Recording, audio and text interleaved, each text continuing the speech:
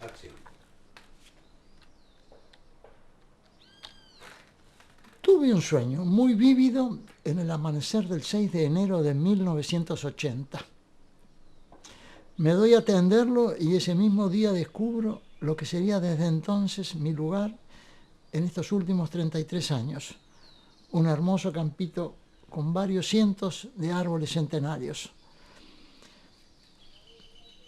Era la primera vez que pisaba la tierra en contexto rural y apuntaba a desarrollar aquí algún tipo de urbanización.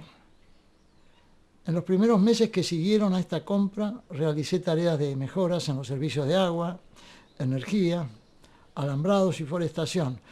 Hoy, 33 años más tarde, me muevo a un relato jamás imaginado de una transformación radical.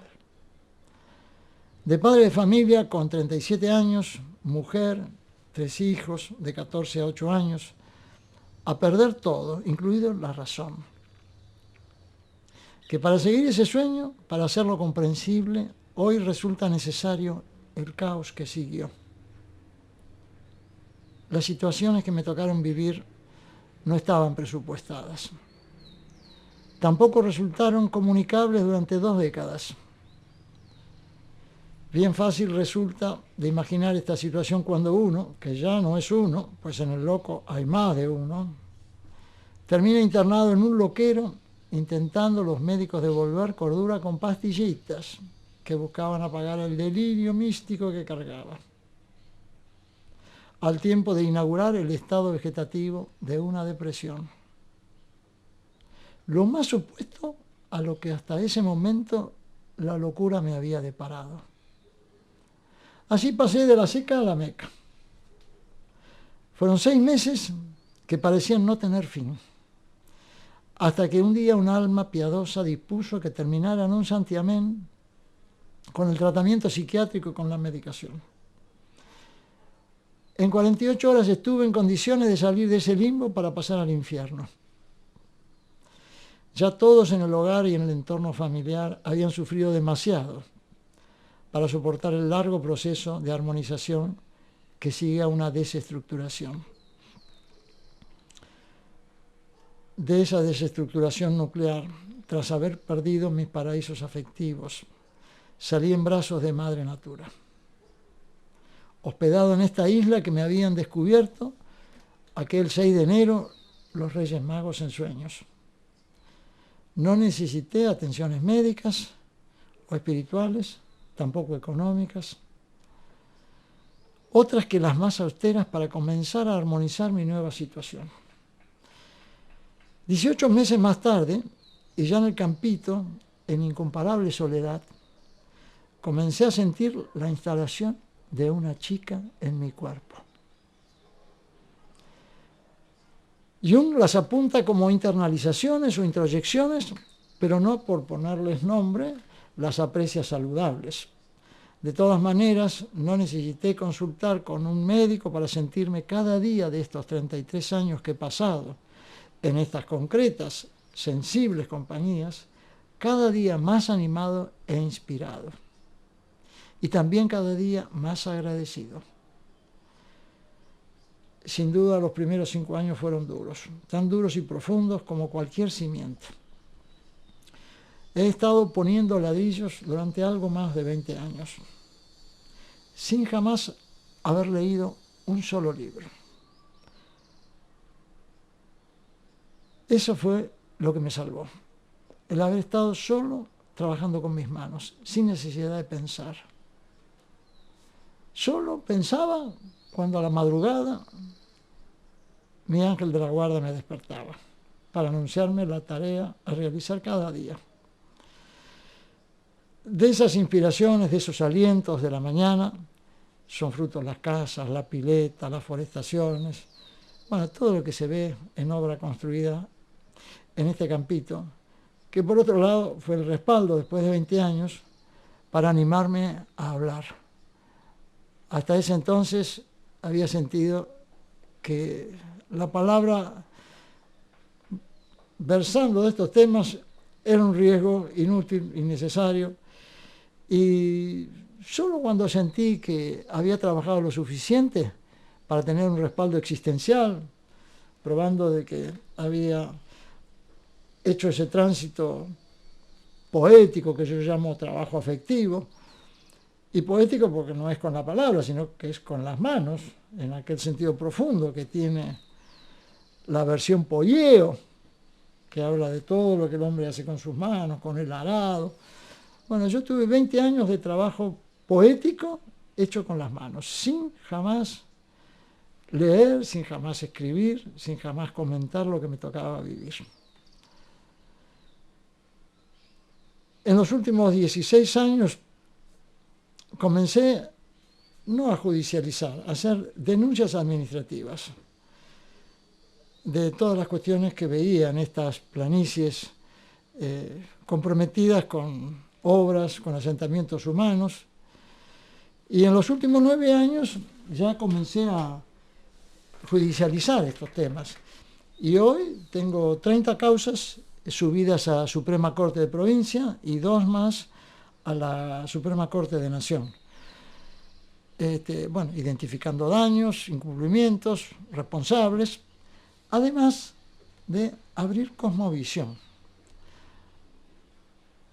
Este tema es mucho más complicado que cambiar de credo, porque en ciencia los cambios paradigmáticos son muy duros para hospedar, para cualquiera que le toque escuchar propuestas que no superan el plano de una fenomenología, o sea, todas aquellas cosas que entran por los sentidos y después de algunos meses nos damos a conceptualización, siempre a través de imagen en este caso. Entraron a mis ojos, fui a buscar ayuda a personas muy entendidas en temas de dinámica costera, que trabajaban para el CONICET, muy acreditadas, y me sacaron corriendo, porque no estaban ellos preparados para enfrentarse a los créditos de imágenes.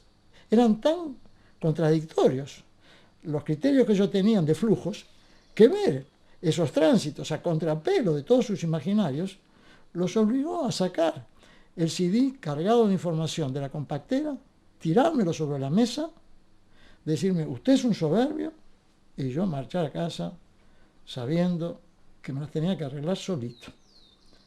Y a los 6 meses ya tenía esa base conceptualizada sobre esos fenómenos que había advertido en las aguas. Bueno, desde entonces, eso fue en el 2015, no he parado de observar todo lo que pasa en los primeros 150 a 180 metros de las riberas estuariales de todo el planeta y de todo lo que pasa en los cuerpos tributarios y en las salidas tributarias de esos cursos de agua al mar. Bueno,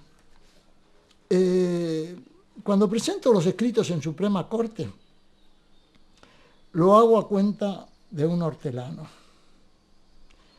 Y cuando celebro cambios paradigmáticos, lo hago a cuenta del burro del hortelano. Porque me doy cuenta que es muy chocante, sin tener ningún crédito académico, no tengo ningún soporte curricular, nunca pisé una academia,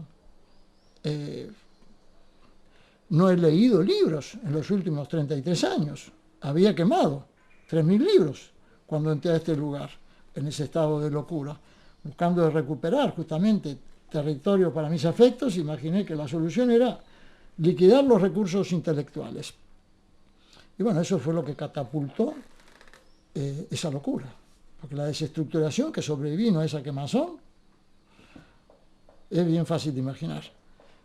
Pero no tengo dudas que para una persona normal enfrentarse al relato de un presumido que se pone a hablar de cosas que la ciencia hidráulica nunca jamás estimó.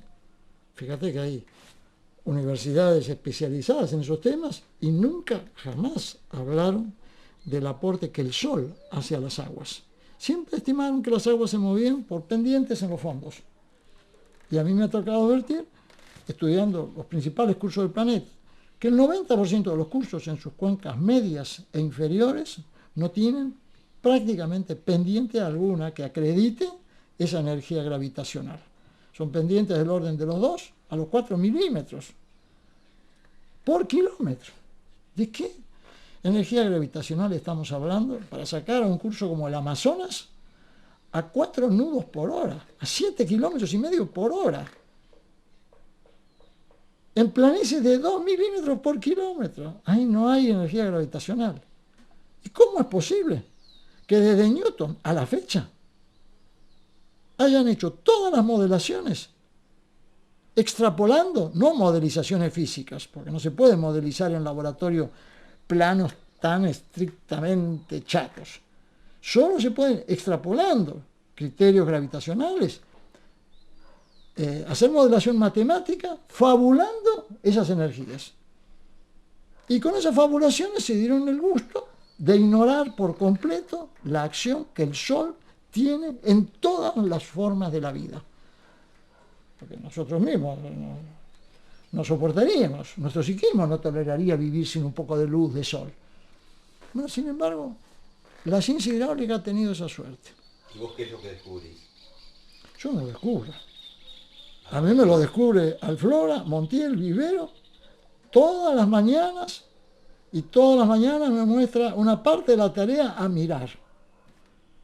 Y bueno, hoy la Internet regala todos los recursos necesarios para uno juntar esa información, lo llevo al Photoshop, duplico resolución de imagen, meto filtros, apunto expresamente a lo que quiero señalar y así he formado un banco de imágenes que hoy, en esos territorios, salidas tributarias, deriva litoral en los primeros 150 a 180 metros, territorios que nunca a nadie le interesaron, porque ahí no hay profundidad. Ahí los flujos incluso se manifiestan a contrapelo de los supuestos flujos en descenso que tienen, en este caso, el estuario nuestro. Entonces, ¿a quién le interesa meterse en problemas para ver que las aguas marchan en sentido contrario? Y las 24 horas del día ni siquiera respetan los horarios de las mareas. ¿Por qué? Porque van siempre en el sentido de las mareas, siempre marchando hacia arriba, en dirección contraria a los descensos. Bueno, ¿a quién le interesa? Después de haber modelado y haber generado con esas modelaciones infinidad de obras, la cantidad de ceros que siguen a un dígito para expresar lo que se ha invertido en obra hidráulica, en planicies extremas en el planeta, y yo creo que las estrellas de la galaxia se quedan cortas. Bueno, esa particular situación de despertar con el aliento y la inspiración de una mujer tremendamente humilde, que nunca en su vida conoció luz eléctrica, nunca conoció el agua potable, nunca tuvo otra educación que la ejemplar que recibió de sus padres, nunca alcanzó a ir a la escuela pública, no había ni siquiera caminos para llegar a su parcelita rural, tenía que entrar pidiendo permiso a los vecinos. Una mujer extraordinariamente sufrida, que ni siquiera había conocido a sus padres, porque había sido entregada a un matrimonio que no podía tener hijos. Y bueno, en ese desconsuelo, esa mujer fallece de una enfermedad terminal sin cura a los 48 años, y a los 2 meses de fallecer tengo la suerte de conocer a una de sus hijas, de la cual me enamoro. Una locura, porque esta criatura tenía 38 años menos que yo, un amor imposible, pero me tocan suerte a las 48 horas, a los 3 días, de sentir ese enamoramiento, del cual no me hago cargo como culpa ni como nada, porque es como un rayo que te cae en la cabeza. Enamorarse es una cosa que puede pasar a cualquiera. Pero a los 3 días sí me pasa eso que me deja maravillado, que es sentir que Alflora, esta madre que acababa de fallecer, se metía en mi cuerpo con la misma sensación con que uno se pone un guante en la mano.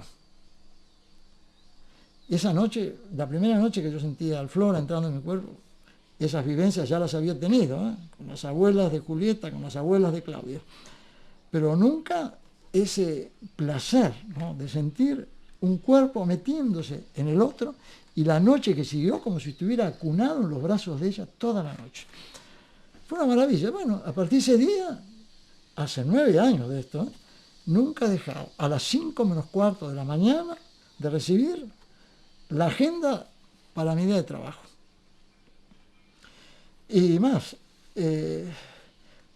las otras abuelas también entran, pero tienen que entrar en las horas anteriores de ese amanecer, porque si no, a mí me provocan, no digo confusión, me provocan fastidio. No tolero que quieran pasar mensajes a horarios que están reservados para el Flora. Entonces tengo mi despertador con luz, aprieto el botoncito y si veo que son 5 menos 20, a 5 minutos del horario que ingresa al Flora, te aseguro que me pongo muy fastidiado y empiezo a vociferar algunas palabrotas para darle un testimonio de que no tengo ningún placer en recibir visitas a la hora en que tengo que prepararme para recibirla al Flora. Así es que me tengo que acostar a las 12 de la noche, a más tardar a apagar la luz, porque sé que tengo solo 5 horas de sueño, de muy buen descanso, y después a mantener ese estado de ensoñación y de vigilia, que lo suelo prolongar todo lo que sea posible disfrutarlo, porque de hecho disfruto esos momentos, son los momentos más ricos de mi día. Y después ya cuando salgo siempre, salto como un resorte de la cama, me pongo a trabajar. Nunca me ha faltado un solo día en estos 33 años el ánimo, a pesar de haber pasado momentos muy duros, muy sufridos, muy tristes, pero esa tristeza nunca me movió a sentir que pesaba en mi ánimo, ¿no?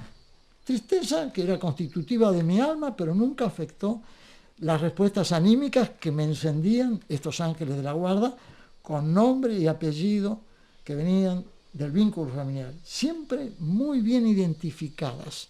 Eso me ahorraba tener que encender velas, ponerme de rodillas, hacer oraciones y cosas extrañas. No. Acá no había ningún ritual, lo más natural, como si yo estuviera manteniendo una conversación con una persona a la que le entregaba todo mi alma, toda mi vida, todo mi cuerpo, porque sabía que estaba en sus manos, que me acompañaba las 24 horas del día, y no era para despreciar. Es un privilegio ese, que ya te digo, en los últimos 33 años he vivido prácticamente de esas tres criaturas angélicas con nombre y apellido familiar. Te vuelvo a repetir, yo nunca hablo de ángeles como si fueran arquetipos colectivos, ni de arcángeles, siempre hablo de seres que tienen que ver con las personas que amé, o que sigo amando naturalmente, pero que como con ellas tengo conflictos,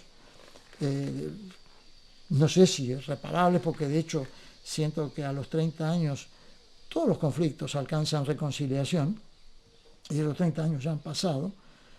Hoy me toca en suerte tener muy buenas relaciones con estos tres ángeles, aun cuando, ya te digo, a las 5 menos cuarto, nadie más que al Flora tiene entrada y toda mi atención. ¿Te puedo hacer una pregunta? Sí.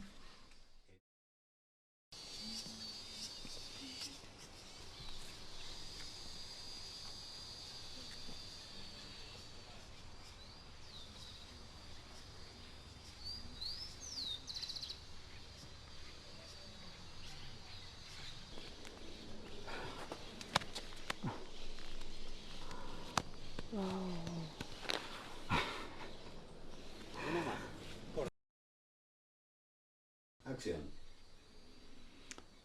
Bueno, vuelvo un poco a mis musas. La alegría de sentir el amor de mis musas me ahorra toda cuestión curricular. Tan agradecido estoy a ellas que no recuerdo en 30 millones de caracteres haber escrito una sola vez el primer pronombre del singular. Siento revulsión por la palabra poder y ningún uso hago de la palabra seguridad. No me ha faltado el ánimo un solo día de estos 33 años. No cesa mi musa al Flora de abrir mirada a sedimentos y a aguas bendecidas por el sol. Sus relaciones con nuestros cursos urbanos muertos, por ello, tributarios que no alcanzan su destino, es abismadora. Todos los recursos del sol llegan a las aguas a través de suelos, a través de aguas someras, a través de pastizales, a través de todo lo que conforman baterías convectivas, esteros, bañados, meandros, sedimentos. Cuando las aguas reciben las energías del sol a través de estos recursos, llega un momento que ya dejan atrás su condición tributaria, porque ya están navegando en aguas del estuario. Y es allí donde los sedimentos cumplen su función. Ellos son los motores de las aguas. Los sedimentos cargan no solamente materia orgánica o lo que fuere, sino que cargan esa energía solar. Son energías convectivas autotransportables y van entregando cuota parte de sus reservas al vehículo que las lleva a su destino final. Las aguas del Bermejo, que pasan al río Paraguay, que se unen al Paraná en el Paso de la Patria, y que entregan el 75% de todos los sedimentos que salen al estuario, hacen un viaje desde la línea que va de Montevideo a Punta Piedras, de 600 kilómetros, hasta llegar a la frontera uruguaya-brasilera, a la altura del Chuy. Allí cruzan la plataforma continental y descargan todos los años más de 100 millones de toneladas de sedimentos. Todo ese viaje extraordinario jamás fue señalado por nuestros estudiosos en estos temas. Han descubierto hace unos años un lugar al cual le han dedicado muchos aprecios, que lo llaman el cañón de Mar del Plata, pero no son los flujos del estuario los que van a parar ese cañón, ni siquiera los que salen de Bahía Blanca, ni los que salen de Necochea, son frutos del río Colorado, del río Negro, los que van al cañón de Mar del Plata. Los frutos del estuario, los sedimentos del estuario van todos a parar a ese cono de sedimentación oceánica a 600 kilómetros de la boca de aguas dulces del río. Y lo más curioso es que ese viaje de los sedimentos se conserva en un sistema de aguas dulces que va rebotando en el fondo y que en algunos momentos, entrado el otoño, invierno y primavera, aflora y se muestra con las grandes floraciones de la clorofila que esos flujos verticales levantan del fondo. Entonces las imágenes satelitales que nos traen los satélites de esas floraciones son maravillosas, pero nunca la NASA advirtió o destacó los tránsitos horizontales, no verticales, que tienen esos procesos convectivos. A mí me ha tocado en suerte, con las primeras experiencias chiquititas que fui haciendo de las riberas, los primeros 150, 180 metros, de esas energías. Y ya con un criterio de energías convectivas y no gravitacionales, tenía otras herramientas para conceptualizar esos procesos. Me parece que es importante para el espectador que no entiende nada de este asunto, decir qué son los bañados y los esteros, es decir, claro, que termine de entender listo, que las aguas que rodean los ríos, ¿no? Tienen vida. Eso es lo que falta. Bueno, ahora mismo. Bueno, gracias Pablo por hacerme esta observación de que hay algunos términos que no son fáciles de interpretación para muchas personas. Una de ellas es la palabra estuario. Lo que llamamos Río de la Plata, te diría que nunca fue río, salvo en una oportunidad en que bajaron los océanos tanto que toda la plataforma continental que acompaña a los continentes antes de llegar al talud oceánico, ahí corría un pequeño sendero de agua que ahí habrá sido el Río de la Plata. Pero si no, siempre lo que llamamos Río de la Plata cabe el nombre más apropiado de estuario. Y un estuario es un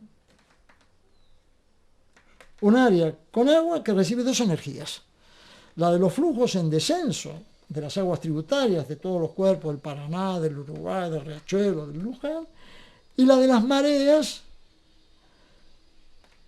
que tienen mucha más energía que la de los flujos en descenso. Esa interacción de las energías mareales y de las energías de los tributarios en descenso, supuesto, camino al mar, eso es lo que marca la diferencia entre un río y un estuario. Y de hecho, todos los ríos salen al mar a través de pequeños o de grandes estuarios. El Río de la Plata tiene un estuario que lo imaginan el más ancho del planeta. Bueno, un poquito exagerado, porque de hecho el Amazonas tiene un estuario aún mayor en ancho. En caudal es de 13 a 14 veces más caudal y en velocidad 3 veces más velocidad. Bueno, y ahora me decías de aclarar también el término bañados y esteros. En realidad la palabra bañados y esteros yo creo que alguna vez pasó por los oídos de muchos. En cambio la palabra humedales, que está más de moda últimamente, es todavía menos escuchada. Un humedal es la expresión más genérica de una superficie de suelo que reconoce presencia de aguas de no mucha profundidad y que a veces está seca incluso, a veces. Y la diferencia entre bañado y esteros, los dos entran en la órbita de los humedales, es que los bañados son esteros degradados por el hombre. Los esteros son pequeños cursos de agua que casi no marcan un curso en el fondo del suelo, pero que tienen una relativa estabilidad de comportamiento, y eso depende de la cantidad de agua que tengan que movilizarse por esos suelos extremadamente planos, que marchan todos paralelos. Aquí en la zona de Paranacito, de Ceibas, cuando uno va a buscar los puentes para cruzar al Uruguay, uno hace ese viaje por los lugares donde hay esteros maravillosos, incomparables, cientos de kilómetros de esteros que desde la tierra no se advierten. El otro día pasé por allí con mis hijos y me dio tristeza ver cómo estaba en el medio de esos esteros y no veía nada. O sea, la imagen satelital ha sido el gran regalo para todas estas novedades. O sea, lo que debemos hoy a estos recursos de la Internet, nadie lo hubiera imaginado hace 10 años. Bueno, entonces, esos esteros son sistemas naturales muy delicados, de flujos paralelos, pequeños senderos paralelos, que a lo mejor tienen 1 metro, 2 metros.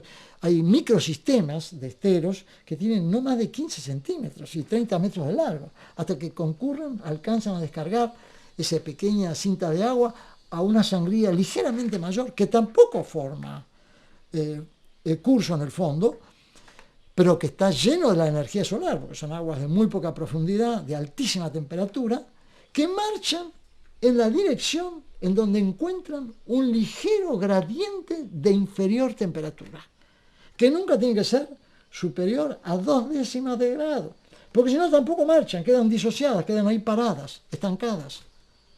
¿Viste cuando te bañás en lagos que de pronto sentís que estás con el agua caliente y fría? ¿Y cómo es? Que si hay una ley de termodinámica sobre la que se ha escrito tanto como con la Biblia, que diga que esas aguas buscan aproximar sus diferencias. ¿Cómo es posible que se pasen días, meses y años y esas temperaturas nunca se resuelven? Esas diferencias nunca se resuelven. Así es que una de las primeras tareas que me tocó en suerte fue olvidarme de esa segunda ley. Tener que empezar a imaginar una termodinámica desde cero, de sistemas naturales. No de los sistemas de termodinámica en donde el hombre echa leña, echa nafta, genera con sistemas de altísima presión un trabajo determinado. Acá no hay nada de eso. Acá el combustible les permite a esas aguas tener movimiento perpetuo. Ni siquiera el concepto de entropía es aplicable en estos sistemas naturales. Así que toda la ciencia que pisa este territorio tiene que empezar a escribirse de nuevo. ¿Te imaginas ¿Qué es lo que pasa? ¿No le prestan importancia a esos territorios? El tema es que en cuanto empiezan a mirar estos criterios, se abisman. Porque todo lo que han hecho a lo largo de la vida, extrapolando energías gravitacionales para hacer sus famosas modelaciones y de ahí concretar sus obranzas, ha sido todo funesto. Todas las presas de llanura han sido fracasos estrepitosos. Y desde el momento que ya vos estás sacando de las esencias con que fueron proyectadas esas obras, sus horrores conceptuales, no hay criatura en el planeta preparada para recibir al final de una vida la noticia que de sus academias, de sus propios catecismos, han hecho todos esos desastres. Entonces, lo único que apreciaría todo ese mundo de la hidráulica es que este flaco apestoso no existiera. Porque no van a alcanzar todos los psicólogos ni los psiquiatras del planeta para atender a tanta gente. Es abismal, es abismal. Ahora, volviendo a los bañados. Esos esteros, esos sistemas son tan delicados que en cuanto el hombre se acerca, no es que quiere modificar, en cuanto se acerca y pone un pie o pone una tropilla de caballos, como pasó con el arroyo Sarandí acá en San Isidro, que a fines del siglo XVIII los Anchorena tenían ahí caballos, no tenían parcelas, porque no eran ricos todavía, pero sí tenían caballos salvajes que los criaban ahí en los bajos de San Isidro. Esos caballitos se ocuparon de romper lo que se da a llamar el cordón litoral de salida de ese pequeño y de todos los tributarios. Ese cordón litoral, que está muy prolijamente bordado por los sedimentos del propio tributario, es lo que permite que las aguas del tributario nunca se tengan que enfrentar con las energías del mar. Porque las energías del mar apuntan en el sentido contrario a los descensos. ¿Y cómo hace un arroyito de mala muerte para salir con su sana intención aguas abajo si la mamá del estuario, que son las energías del mar, empujan para arriba? Entonces esa criatura, cuando tuvo que hacer la elección, voy para abajo, voy para arriba, decidió ir con su hermana mayor, la marea, va para arriba. ¿Y cómo sale para arriba? Las 24 horas del día, sin nunca detenerse. Y bueno, borda con los mismos sedimentos que transporta, que vienen muy calentitos por ese curso de agua. Cuando se encuentran con las aguas del estuario, un poquito más frescas, obliga a esa diferencia térmica, por lo que se dan a llamar capa límite térmica, a precipitar los sedimentos que vienen navegando por ese cursito que tímidamente busca salir al estuario. Entonces, ese cordón litoral está bordado por precipitación sedimentaria tan prolija que la llaman de borde cuspidado. Y basta que algún caballito, alguna criatura, algún hortelano, alguno que no se haya enterado de ese tema, que de hecho nunca se han enterado, rompa la curva de la salida de ese cordón para que ese río muera. Y eso es lo que le pasó al riachuelo en abril de 1786. Bien. ¿Terminamos con la carta? Estuvo muy bien.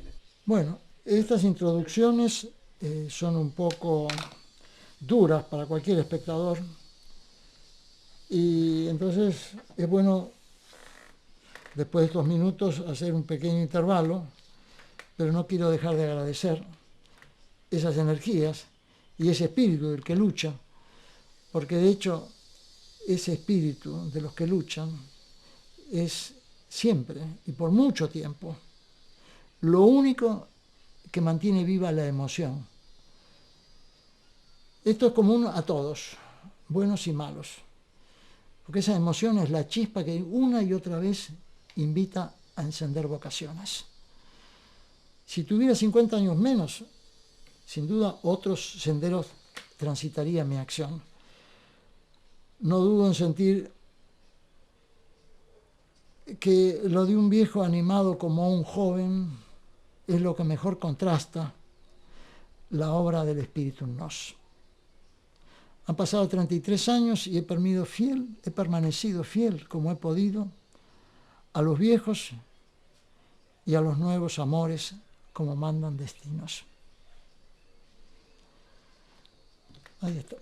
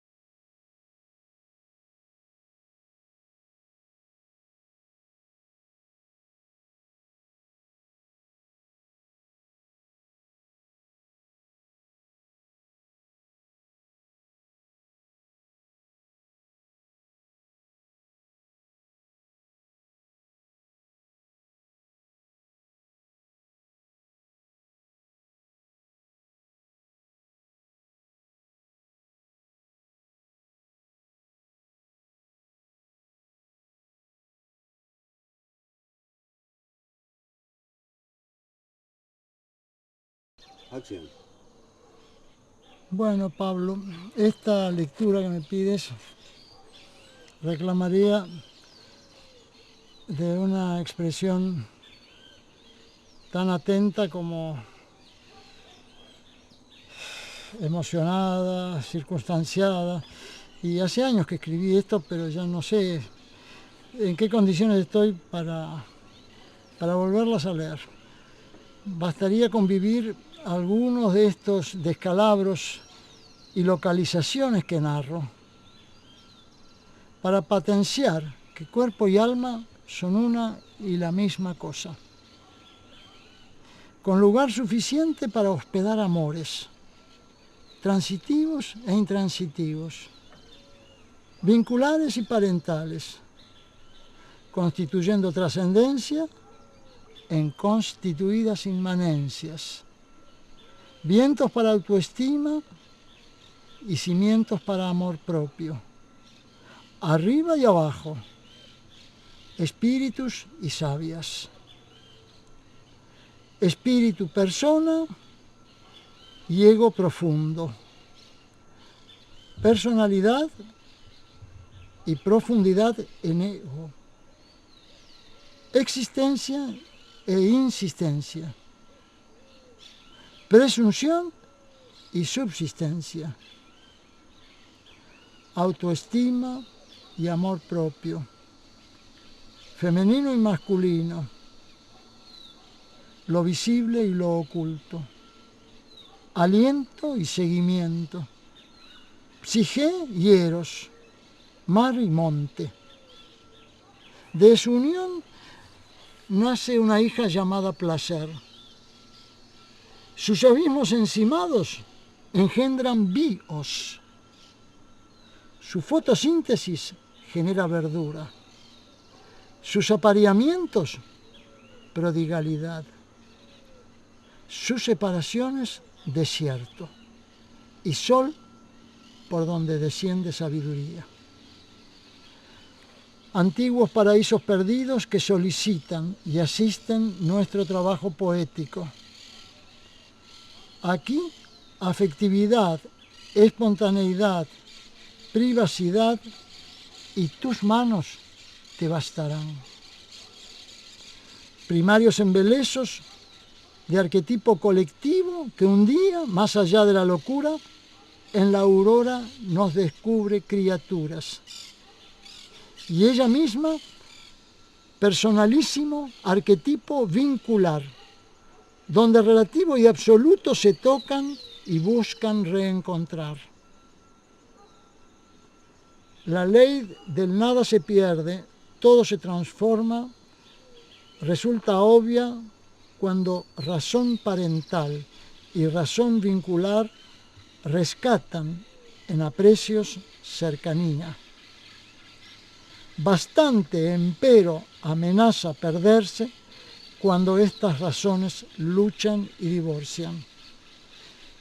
Aquí tallan, aún desde supuesto olvido, ocultas las arcas, que más allá y más acá del viento, las raíces y las sabias, aunque siempre ocultas, sostienen en esfuerzo permanente guardia.